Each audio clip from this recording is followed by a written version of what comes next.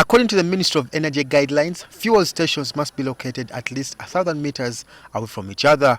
However, this is not usually the case. To show this earnest, we moved around the city to see if the measures were being met.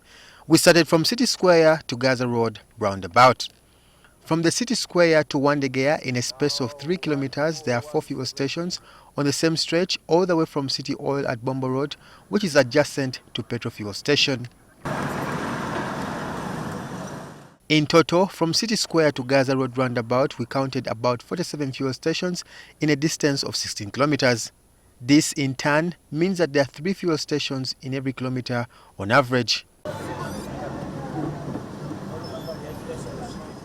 It is clear that the set guidelines by the Ministry of Energy have been breached, but with more fuel stations coming up, there is no telling whether the regulations will be met before a disaster strikes. LOP Ssenyonyi, the leader of opposition in Parliament, says there is need to decongest the city. Approval.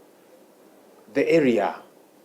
Okay, because there are some areas which are just so congested, you're thinking if this thing catches fire, there will be loss of life to a huge magnitude. So it's a challenge, again, like I'm saying, that we have. It spills over beyond fuel stations to buildings that keep cropping up. They don't have parking, drainage is not taken care of, and so on.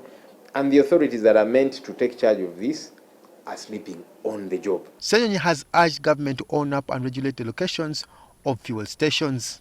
There's a problem from giving approvals to monitoring and so on. So everybody will be pointing the finger to the next entity, to the next authority, and that kind of thing.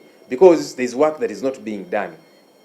Whether it be the approvals, like I'm saying, or monitoring, somebody is not doing their job. So everybody will say it is the other responsible, it is the other responsible, but there's a ministry for energy. Okay? Of course, there's KCCA, which is in charge of the city and so on.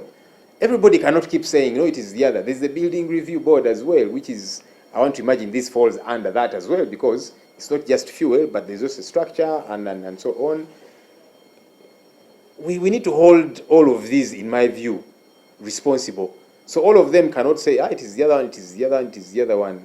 How? They all have got a responsibility to play. They should not run away from this responsibility. Raymond Tamale, NTV.